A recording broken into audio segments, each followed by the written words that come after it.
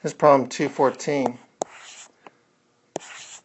When starting from rest at the bottom of a straight road with constant upward slope, Joan bicycles to the top 50 seconds ahead of Sally, whose travel time is 5 minutes. What is the ratio of Joan's acceleration to Sally's acceleration? So we have an incline like this, and we have, how do I do this?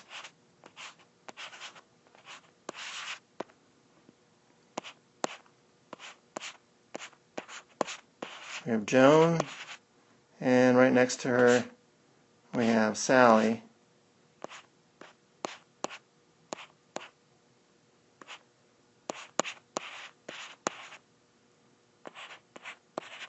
And they're going to go a definite distance up this incline, so let's just call that D. And what do we know? Let's see, we got Joan, and we have Sally. We know that Sally took 5 minutes to complete, so let's call T2 5 minutes or 300 seconds. And Joan did it in 50 seconds less, so her time is 250 seconds. We know they both start from rest, so the initial velocity for both is going to be 0.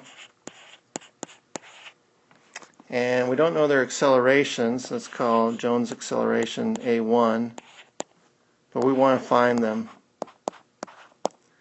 We do know that they're going to go the same route and they're going to go the same distance, so delta y1 is going to equal D, and delta y2 is also going to equal D. So if we look at Joan, we have displacement delta y1 is equal to initial velocity times time plus 1/2 acceleration times time squared, acceleration 1 times time t1 squared. Well, our initial velocity is 0, so this term is 0. So this simply is 1/2 acceleration 1 t1 squared. And for Sally, we have delta y2 is equal to initial velocity times time t2 plus 1/2 acceleration a2 times t2 squared. But her initial velocity is 0 as well. They start from rest. So that is going to be 1/2 acceleration 2 times t2 squared. These two displacements should be the same. Delta y1 should equal delta y2. So we have 1/2 acceleration 1 t1 squared is equal to 1/2 acceleration 2 t2 squared. The 1/2s cancel out on both sides.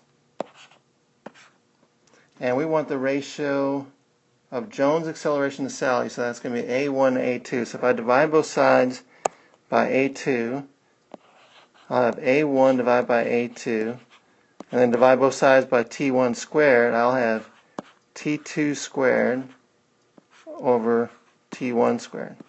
So the ratio of their two accelerations, Joan to Sally, is equal to the ratio of their times squared, or inverse ratio of their time squared. So this is going to be Sally's time, 300, divided by Joan's time, 250, all this squared, and that's going to be 1.2 squared, and that is 1.44. So the ratio of Joan's acceleration to Sally's acceleration is 1.44.